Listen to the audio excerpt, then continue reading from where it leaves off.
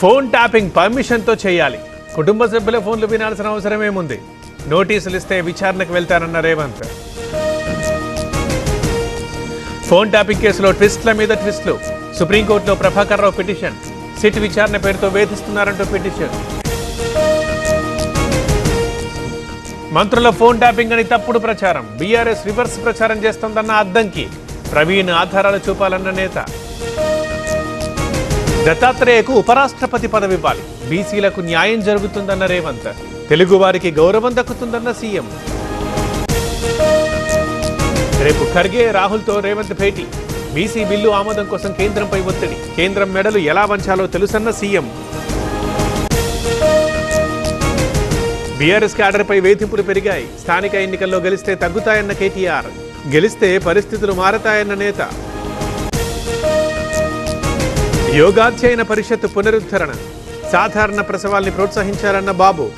ఐపీఎంలో 150 పోస్టుల భర్తీకి green signal. హైదరాబాద్లో ఎస్సీడబ్ల్యూ డైరెక్టర్లపై ఈడీ దాడులు. బ్యాంకులకు 620 కోట్లకు పైన బాకీ. యూపీలో ప్రాజెక్ట్ నిర్మాణానికి బ్యాంకుల్లో రుణాలు. ఉచిత బస్సు పథకానికి 1400 బస్సులు.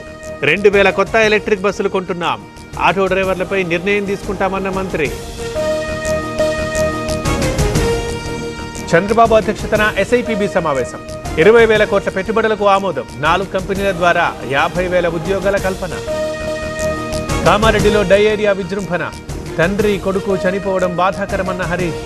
ప్రభుత్వం మంచినీరివ్వలేకపోయిందని విమర్శలు. హైదరాబాద్లో 9 మంది డ్రగ్ పెడ్లర్ల అరెస్ట్. 85 లక్షల విలువైన డ్రగ్స్ సీజ్. ఆయుధాలు స్వాధీనం చేసుకున్న పోలీసులు. ఉప్పాల హారికపై దాడికి బైరెడ్డి ఖండన. పెడనలో హారిక దంపతులకు పరామర్శ. తరలొచ్చిన వైసీపీ కార్యకర్తలు.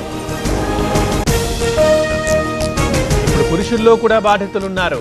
మహిళలపైన టీవీ సీరియల్స్ ప్రభావం పడుతోంది. సర్కార్ పర్యవేక్షణ ఉండాలన్న రాయపాటి శైలజ. ఢిల్లీ శివార్లలో ఫేక్ ఎంబసీ గుట్టురట్టు.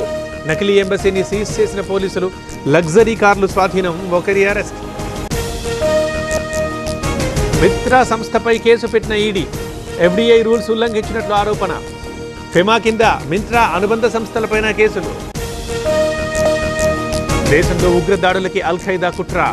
4 అరెస్ట్ చేసిన గుజరాత్ ATS. గుజరాత్తో పాటు ఢిల్లీ, నోయిడాల్లో అరెస్టులు.